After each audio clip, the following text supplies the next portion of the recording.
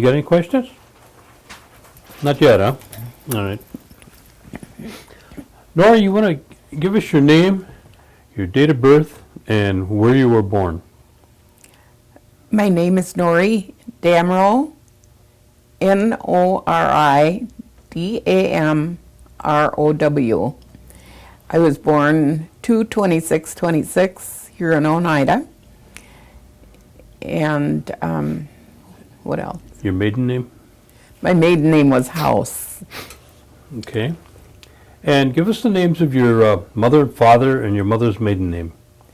My mother was Pearl Archicott House, and my father was Walter House. Okay. Do you remember your grandparents and their names? My mother's parents were Louisa Christian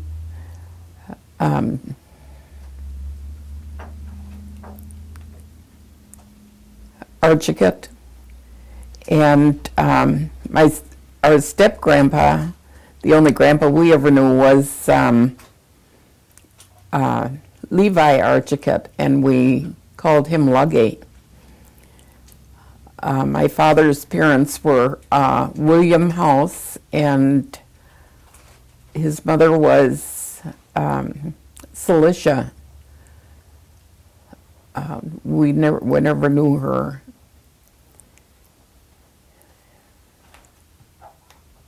Let's see, those are all the grandparents. Okay.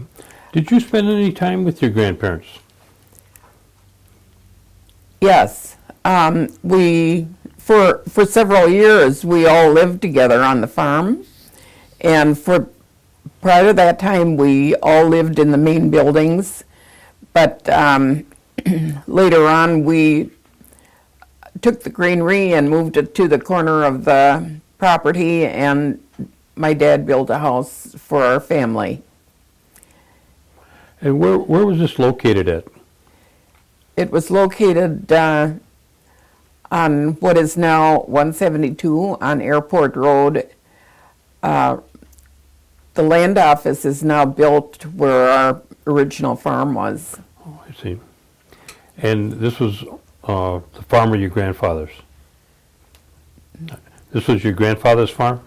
This was Louisa and Levi's home. Oh. Part of the property had been hers, and part of the property was his, all the way up to where Highway 54 is now. I see. And did your grandfather do mostly farming? That's all I know of him ever doing, is the farming. It was just a small farm to support the family.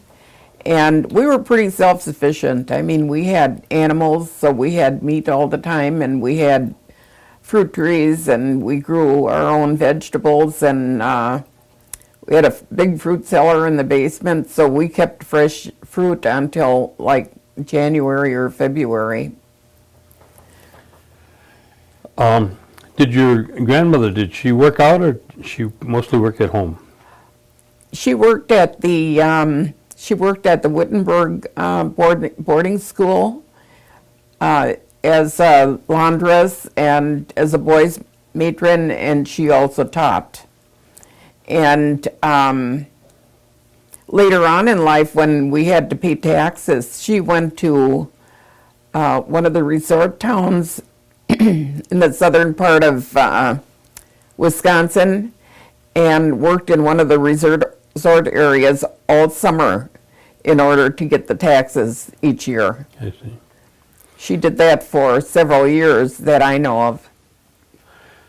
Did they ever talk about their education? My grandparents, I have no idea how much education either one of them had, but my father did not finish grade school, and my mother did go through Haskell and took postgraduate classes in music. I see. Now, your grandparents, both of them spoke Oneida? Yes. And my parents both spoke Oneida. Okay. All right. Were both of them, your grandparents now, were both of them born here in Wisconsin? No, Louisa was born here. Levi was born in Canada. Okay. All right, let's move to your parents now. You say your dad, he only went up to the 3rd or 4th grade Let's see. in school? Yeah, I think that's as much Okay. And your mother went away education to as he school? got. And then he would go logging with my father with my grandfather up in the northern part of Wisconsin. So he didn't go to school. They were more like batching together. They lost their mother. She was giving childbirth to the youngest of the family, which was Helen. And then Helen lived with another family, and my father took care of Rufus and Walter. All right, and your mother, tell us, what was her education again? My mother finished Haskell, and then she took postgraduate studies in just music, piano. So she was into the music playing then. She was very good on the piano. She played a lot of classical music, and when we were at home, she taught every one of us how just the keyboard, and then it was up to us to develop it farther, and she'd help us if we wanted to go farther. And but she loved classical music. She never had the opportunity to play it really in public here, but she did play up at the theater on Broadway that has recently been remodeled into a theater, and she would play the organ between movies. When she was younger, she was. They did that in the theaters. They'd have someone playing music during the intermissions instead of having the other things on the screen. And while she was playing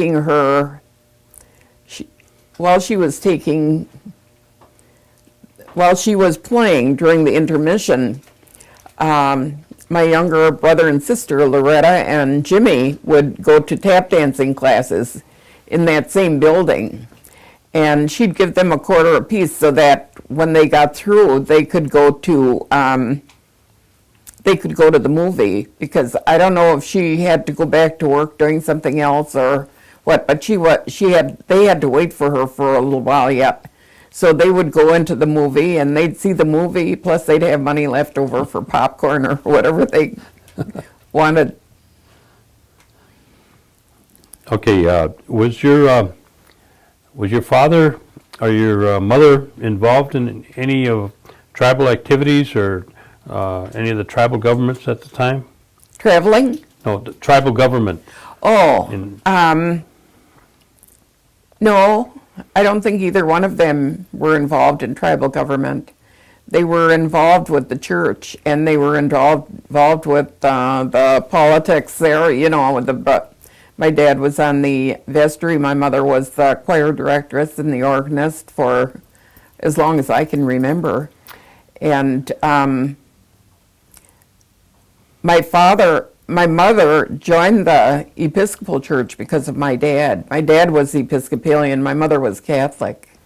And so we were all raised in the Episcopal Church, but we were Episcopalians, but we went to the Roman Catholic grade school. And I never knew that until quite recently. That was why my mother pushed all of us into the Catholic Church when we were kids, because she was actually Catholic. I see. Now, where did you say your dad built a house? Yes. And that's where your family, how many was in the family, your brothers and sisters? Well, my my parents had 10 children, and we were never all at home at one time. By the time after I left, she had, I think, 2 more children after I left home. Why don't you give us the names of the children? Martha Jane was the oldest, and she died several years ago. And then Ruth was second, and I was third. And then she had 4 boys, Walter Jr., Reggie, Jimmy, and Gordy. And then 3 more girls, Loretta, Carol, and Junie. So when Loretta, Carol, and Junie came along, that was almost like a second family. And we 3 girls, the oldest ones, were very close together, and then the boys came, and then the 3 girls again. So it was almost like 2 families. Now, you say you went to the Catholic school, Right. and that's the one up in Oneida? Well, yeah, at St. Joe's. The school no longer exists, and but some of the buildings are still there that the priests and the nuns lived in. Now, you went there up to what grade? I graduated from the 8th grade there, and then I went to Nicolay and De Pere for 3 years. And when I was 16, I left for Milwaukee, and I asked my mother if I could stay there and I could work there. I could get a job there and finish high school. And I guess she felt if she said I couldn't do it, I'd do it anyway. So she said I could. And so I got a sleeping room and a job, and I stayed there and finished my senior year in high school at Custer in North Milwaukee, the north side of Milwaukee. And I went through about half the year when the school found out that I was not of age and I was living all by myself and going to school. And so they put one of the counselors over me, and I had to answer to her like once a month. And I loved school. I was an excellent student, and all I wanted to do was go to school. And so they kept calling me in the office to go over my classes that I had before that. And I didn't know why they kept doing that, but I went and answered their questions. But it was because when I got to Custer, I only needed a half a credit to graduate. I had almost finished high school in 3 years. If I had known that, I would have taken another half a credit in my sophomore or in my junior year. But instead of that, I went the whole year. I could have left, just went through the first semester, but I took a full course, science, biology, history, ancient history, and more English and aeronautics. I filled my schedule. I wanted to learn everything. And I met a girl there, and she wanted me to go into the typing class and go through our typing class. I already had a year of it, but to go and renew it. So we went through a semester of that. And I was glad I did, because I've used my typing ever since. Now you finished school there. Then what did you do? Well, I had my son. I got married right out of high school, and I decided I was going to have to put my education on the back burner for a few years. So I just took care of him, and we lived with his dad's family, so there were always all kinds of people around, and a lot of them didn't work. Most of them didn't work, and his mother and he and his mother were really the only ones that worked full time. And so every once in a while I would go and take a job and help get us back on top of things, and then I'd I'd quit and stay home again. And so during that period I was a waitress, and I wasn't old enough to serve drinks, so I worked for a couple that started they'd buy up little restaurants. They'd buy one little restaurant, and they'd fix the place all up, and they'd put in a good menu and build up the trade, and then they'd sell it, and then they'd buy another one. And I worked with them through about 3 restaurants, and then I got a job at the English room in the Pfister as a relish girl, and all I did was give people relish. And Nelson Eddy came in. He was one person that I truly admired at that time, and here he came in. I don't remember the others, but a lot of celebrities stayed at the English at the Pfister Hotel and came into the English room, and I got to know what kind of things they liked off the relish tray. So before they came down, I would fix a tray for a little dish for them and have it on their table when they came down. And that was where I got my best waitress training, my best training to be a good waitress, a dining room waitress in formal service. They had all European waiters, and they were just wonderful, and they were so helpful and protective of me because I was like 17 years old. I wasn't 18, so I couldn't serve drinks yet. And I think it would have been a few years before they let me be a waitress there, because you really had to have class to be a waitress there. And they had they had a host and a hostess, Mr. Kepi, and Jeannie was the hostess, and she called me her baby. And she just was like my mother while I worked there. And I met, Lloyd came back into my life then while I was working at Pfister. And he came back, he was wounded, and came back from the service, and he came down there to see me. And about 3 months later, we were married. And so Lloyd is 4/4 Indian, and I am 4/4. We're both 4/4 Oneida, so Lloyd Jr. is too. I'm very thankful for that, because I was not living in the Indian world, and to fall into a situation like that where I would end up having a full-blooded Oneida son was something that I didn't think would ever happen again. And so then I went to, I was married 3 times, a couple times after Lloyd, and my second husband was Cuban, and my third husband was German.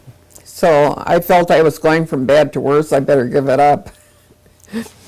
And so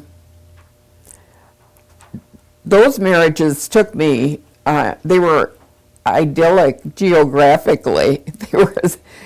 The Cuban was in the racehorse business, so we would live in Florida in the winter time, in the winter time, and then in the summer we'd go up to New York. And Charlie, of course, was an artist, and his market was out west. He was a Western artist, so we would live in the Scottsdale area in the summer, and then when the Colorado Springs area in the summer, and in the Scottsdale area in the winter. And so I've traveled all over this country. I'm to the point now where I don't even want to go to Green Bay. I'll just stay while I live in Green Bay. So. But it's all, I live in the reservation too. It's inside the reservation. So I never felt that I would end up back here in Oneida, but I thank God that he brought me back here. And the first year was rough. I found, I guess, the cheapest house on the reservation. I bought that, and everything leaked. The ceiling leaked, the foundation leaked, and I lived there 11 years, and every penny I made in those 11 years went into that house. And then I found this, I needed a job, and my first job after I got back was a CETA position. And my sister Loretta was head of the language program, and she was nice enough to give, I don't know if she did me a favor or not, but she had this job open, and it was a CETA position. We got $2.85 an hour, and we were writing curriculum for the tribal school. We didn't have a school yet, but they were planning the school. And such an important job, and I felt honored to be asked, to be a part of that. It was fun being a part of it, and the wife of the Episcopal priest and Gloria, one of the Catholic nuns that was out here, worked with me, the three of us. So I said, you two are both teachers, trained teachers, so you do the writing. You have to know how to write for the second grade, the third grade. You can write the same story, but it has to be written so that that level can understand it. And I wasn't trained to do that, so I said, I will be the gatherer. So I went to wherever I went, I would go into the museums and into the libraries, searching for information on the Oneidas. And I found a huge box full. I mean, by the time I got through, it was like a oversized file cabinet drawer full of literature. I guess that was all turned over to the language program, but they never kept it together. I guess I don't know if there was any reason to keep it together. I kind of felt that I'd like to have seen that kept as that part of that project that we had out there. And I did send one copy of the, I found a copy of the language program that Floyd Lonsberry had out here, and I sent that to Records Management, so I think it still should be available through Records Management as one project. Mm-hmm. And then I saw this ad for a job for the certifier for this food distribution program, and it was administered by the Great Lakes Intertribal Agency, and they were based in Ashland at the time.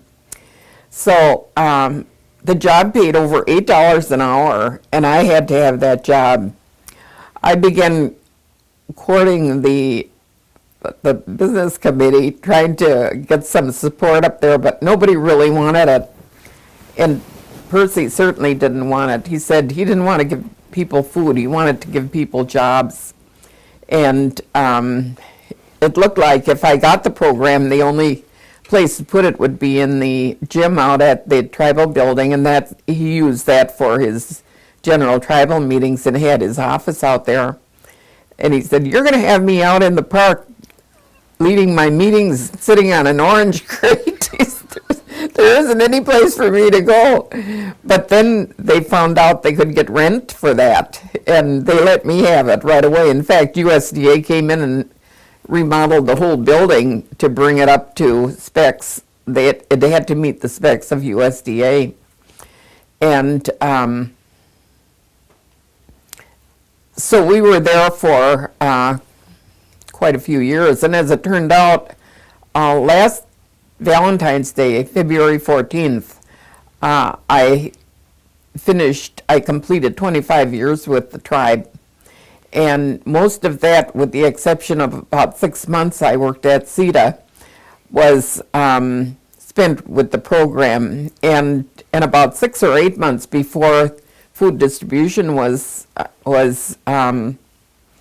approved by the USDA, I was hired by Great Lakes to be a food distribution outreach worker and a food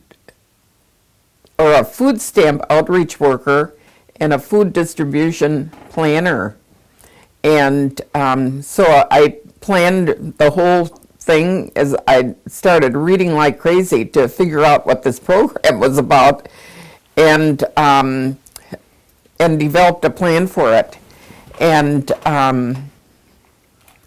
then when it was approved, I had to apply for the position. But I was lucky that I got it. No one else applied. That's why I got it. I got the job, and then Great Lakes said, "Okay, here's your budget. Go ahead and fill, buy the things that you need." I had to buy all the forklifts and all the desks and chairs and everything that we needed. And what I did was, if we had to do a certain process, like we didn't have docks, so we had to unload the trucks by hand. And I went to these big companies in town that do things like that. I went to the truck drivers and asked them where I would buy the trucks and what kind of truck they would suggest for the type of work we had to do, what kind of vehicles, and they would tell me how to do it. And they'd send me to the company to get like the rollers to unload the trucks and different things like that that we needed. And that started the 25 years of working there, and I just went day by day and hour by hour. When something came up that we had to do, I just took care of it the best way I could. Turned out okay. And I never liked doing office work. I never liked being cooped up in an office. I liked to be like doing outreach work or something like that, but I didn't like being in an office, and I ended up being in an office for 25 years. I had never been in a social service office on either side of the desk, and I ended up in a social service job for 25 years. So you just never know. Somebody knows better than you do about what you're supposed to do and what you're supposed to be, and that's what you end up. Well, besides all of that, you've been involved in what I guess we would call the Indian business, selling Indian regalia and all kinds of things at different powwows and whatnot. How did you get started in that? I got real involved in crafts, and I still love being in the craft area. I enjoy designing, and I enjoy making them, manufacturing. I enjoy being at the powwow. I just feel good. As soon as I feel that drum, it makes me feel good. And you forget about everything else. That drum pounds all the negative stuff out of you, and you feel cleansed after you leave a powwow. And sometimes I get through with a powwow and I go to bed at night. I am so tired. I think I'll never be able to get up tomorrow. I'm up at the same time, very early, 4 or 5 o'clock in the morning, just feeling like $1 million. I don't have an ache or a pain in my body, and I feel just great. I did go back to school after I got back here, and after in the beginning when I didn't have a job, I found out that the tribe would pay for the school, pay for the classes. So I went to NWTC and I started taking some classes, and some of them were not related to what I'm doing now. They were more like real estate. I went through 2 real estate classes, and accounting, which helps you even if you don't ever work. But all of a sudden I realized that I was taking classes from the supervisory management program, and I could get a little degree. And so I talked to a counselor every once in a while about different things, and she was starting to kind of guide me through this. So she arranged this to go into this supervisory management class, and it was for people that have to work during the day. So it was at night, part-time, and it took 5 years to take the 2-year course. And I finished that in about 3.5 years. And I just loaded up with those classes. I loved going to school. I loved that so much that was my social time. I didn't want to do anything but do that. And I studied so hard. I would, my head was in the books all the time. I'd even take my book to bed with me, and I'd sit on the bed and I'd study. And when I couldn't see anymore, I'd just fall over on the pillow and go to sleep. And when I woke up, I'd sit right up and my head would be in the book again. I'd go on with where I left off.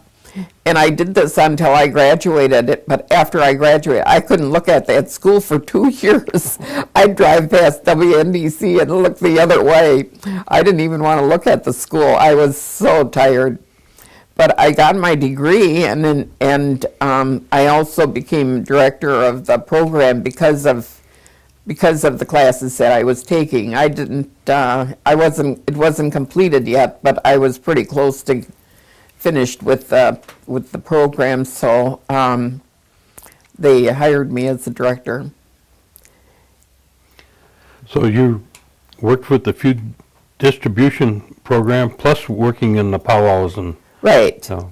And I was very active in the community, never with politics, but I was chairman of the museum board for several years.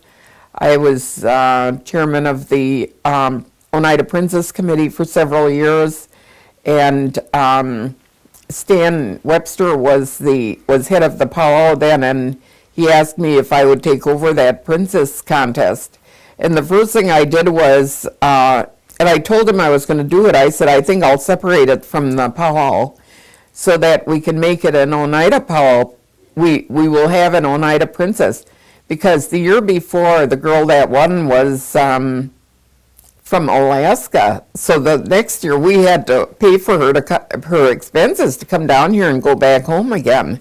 That was quite a big cost for us. We just kind of went year by year with the money. We never had any extra money, and hoped that we'd come out even. And then the year before that, a girl won from Chicago, a Navajo girl, and she came here and she won and left, and no one ever heard of her again. So I decided then that, if I was going to work with that, I wanted to work with an Oneida. So I worked for 2 or 3 years with that princess contest, and then finally we had some girls come in, and their mothers joined the committee because they wanted to support their daughters, and so they became part of the committee, and during that period I was elected to the Ancoa board, and I was, and then they elected me their president. So it was my chance to resign from the Princess Committee, and I went over to Ancoa. Explain to me what that is. What's Arcoa? What is the Arcoa about? Oh, Ancoa? Mm-hmm. The elderly board. I know, but tell me about it. Oh, that's the Oneida Nation Commission on Aging, and that's for all of the Oneida people who are 55 years old or older are part of that, and this board represents them. And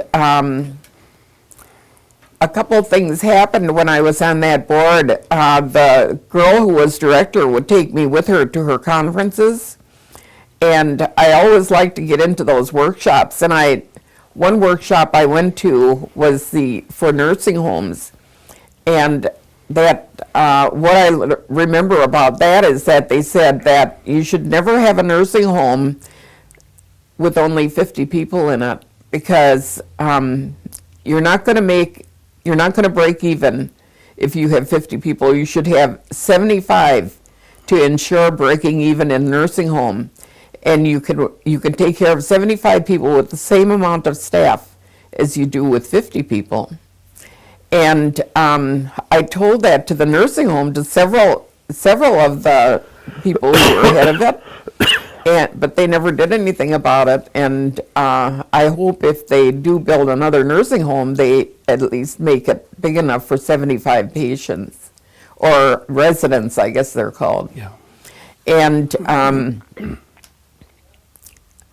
then the other thing workshop I went to was working with volunteers and how to form a volunteer task force. And long before we came to this new warehouse, I could see the need for a pantry out here. And people would come to us and they weren't eligible and they needed food. We couldn't give them any food because they didn't fit into the USDA regulations. So when we moved over here, I had asked for, over there we had 4,000 square feet, and I told them we needed 8,000 square feet. I thought I was asking for a lot. Well, we moved in here and they gave us 10,000 square feet. So we did have extra space, and I thought now's my chance to start that pantry, but we have the space now. Where am I going to get the volunteers? So I began to talk it up in the community, and we started having meetings. And we did develop our volunteer task force, and so all of the pantry is run by volunteers. And I don't remember if we had a pantry workshop there or where I started that idea. I think that somehow I just figured out in my head by working with these people that needed help, and we had to send them away empty, that we needed to do something for them. So during that period, when I realized that maybe we could make the pantry reality, I went down and started working with Friegel down at Paul's Pantry. And he gets there about 7 o'clock in the morning, and I'd go down at 7 and I'd work with him until about 1 o'clock. And he was working all the time. I mean, he was moving boxes. He was out on the porch with the water hose washing vegetables in those carts, and he was just all over the place. Whatever had to be done, he was doing. He had about 200 volunteers, and he knew every one of them by their first name.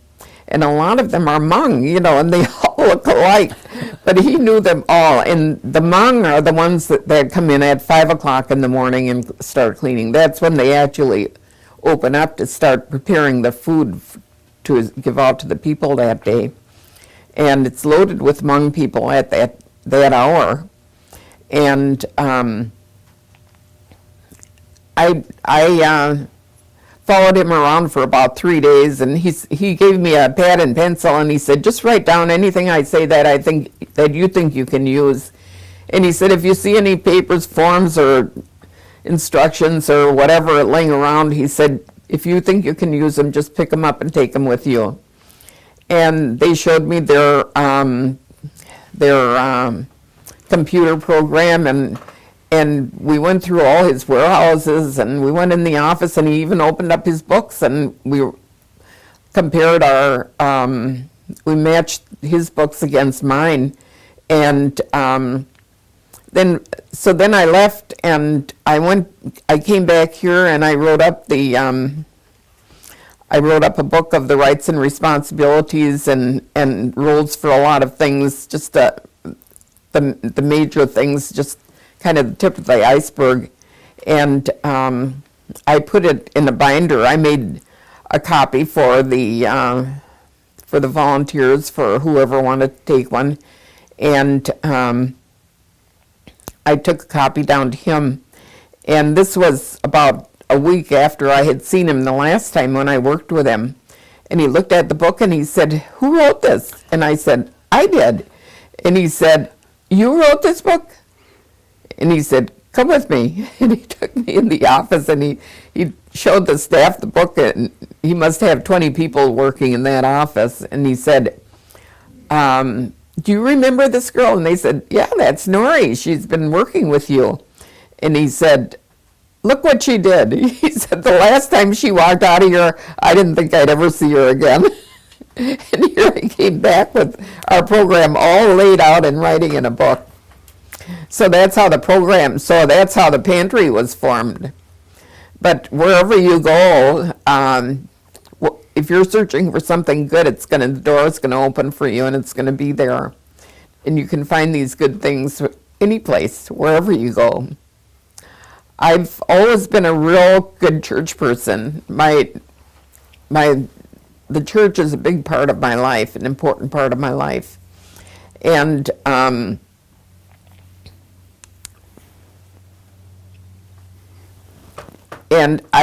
when I first came back here, another thing I was doing, I was spending a lot of evenings in Bible classes. And I went to all the different denominations. I took classes at the Methodist Church, at the Abbey in De Pere, at Peter and Paul. I took a class there, a college class for people who want to get into the business of church, be some part of, to be active, an active worker in church, and you got college credits for that if you wanted them. And Assembly of God had real good Bible classes. I was in Bible classes like 4 or 5 nights a week. And I was just searching because like our church never had Bible class. The Catholic Church never had Bible classes. They don't teach you, they don't teach you, all you hear is they read the gospel and the readings to you, and they expect you to know about religion out of that, and you can't learn that much because it's so, it's not connected to any, it's just a few verses here and a few verses there. So I was the lector in both. I went to Immaculate Conception for about 4 years because we had the Kateri Circle, and they weren't comfortable at St. Joe's. So I said, let's go try Immaculate Conception. So we went up there, and they really liked it. And I said, well, if you want to join this church, I will switch from St. Joe's. So we all joined Immaculate Conception. But that didn't work out. We had a priest up there who was hot and cold, and he was always insulting people with his remarks. And he insulted me a lot too, but that was unimportant to me. It was his problem. It wasn't my problem. My interest was the Kateri Circle and keeping us together and learning and growing and moving forward. And so, but the others couldn't take it, and one by one they dropped out. And so then finally I came back to St. Joe's. And that to me is my home, is St. Joe's, because I started out there in grade school, and I'm still there. And some of the people that were in my class they're dying off too, but I think there's 1 or 2 left that were in my class. Is my time up? Are they looking at their watches? No, just we got another one coming in. I got to make sure we don't run over, that's all. No. So you finished up at the food distribution now? Are you retired from there now? I'm still working, and they don't know where I am. I just told them. I had a meeting this morning with OSIFs for the our regular OSIFs monthly meeting, Oneida Community Integrated Food Systems. Oh, okay. And then I was just told to come down and have my picture taken. That's all I was told. I thought I would just come and get my picture taken and leave. You are. So I didn't even tell them. I thought I'll be 10 minutes late. They can wait. Well, what time do you have to be back? What time were you supposed to be there? Well, our lunch hour is from 12 to 1. Oh, what time is it? And 22. Long lunch today, huh? I didn't know for sure if I would be back up there. Oh. So I left all my computers and everything on, but they'll turn them off if I don't come back, but I'll still have time. Okay. We have the OSIF's members meeting, the co-op meeting tonight at 5 o'clock. Oh, I see. Okay. So I thought I would, when I got back, I thought I'd just work through, until like 4:30 and then go over to the store. Over to the meeting, I see. Mm-hmm.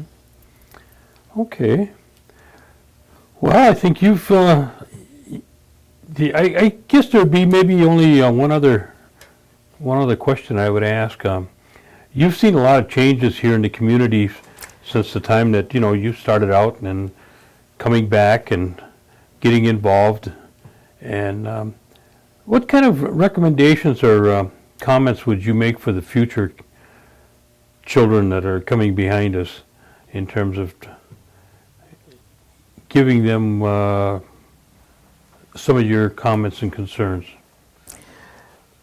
Well, one thing is, I think that we as a people have to walk very carefully, because now we can make choices of what we want, and we want to make sure we make the right choices. We've got a lot of money, and we've got a lot of abilities to a lot of education now, and job experience, and we have to make sure we do the right thing. And I think mostly since I've been back here, and when the money became available, I think mostly we have done the right thing. We are going the right direction. We are, if we stay the course, I think that we'll be okay. And with the children, the main thing that I have to stress is get an education, stay in school, and just get degree after degree, and just keep staying and keep going back. We should never stop going to school. There's so much to learn, and they're doing that too. And one change that was very gratifying to me that I saw was in the young people, like when I was working with the Miss Oneida, and you asked them those different questions about what they'd like to be, and what how they're planning it. Have they made any? Are they setting goals?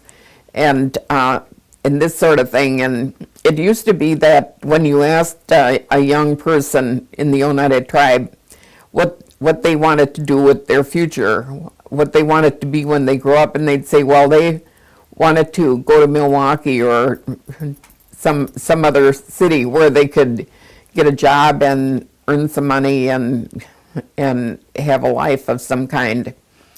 And now what they say is they want to become a nurse so they can come back and work in the health center or the school, or whatever area they're in. They still want to go out and get their education and their training, but they want to come back and work here. And it won't be long where they can get their training right here too. We're building those facilities too. I think our next step should be a college. We should have our own college. And we've got the personnel to do it now. I think so. I remember the first powwows we had out here. If we didn't have the Menominees and the Ho-Chunk, we wouldn't have a powwow. The Oneidas didn't know anything about dancing or singing or anything. Now we have all that. We have the speakers. We have everything. We have everything going for us because we're doing things the right way. And I think that getting the alcohol off the reservation has been a big plus for us too, because it's not all gone. And then, of course, now we have the drugs to deal with. But you can see families out there now. The guy's not out drinking, or the wife out drinking, or both of them out drinking with the kids being neglected. You see the families all together, and they're taking pride in their children. They're enjoying their children. Well, I want to thank you for coming down and taking the time to share this with us. My pleasure. Well, we're glad to have you. And we hope you enjoyed it, and we'll get you a copy for yourself and for your kids. Good. And you'll be able to share that with them, and then the tribe will have a copy at the Cultural Center probably. Okay? Fine. All right, thank you. Thank you. All right. That wasn't so bad, was it? No, that didn't hurt at all.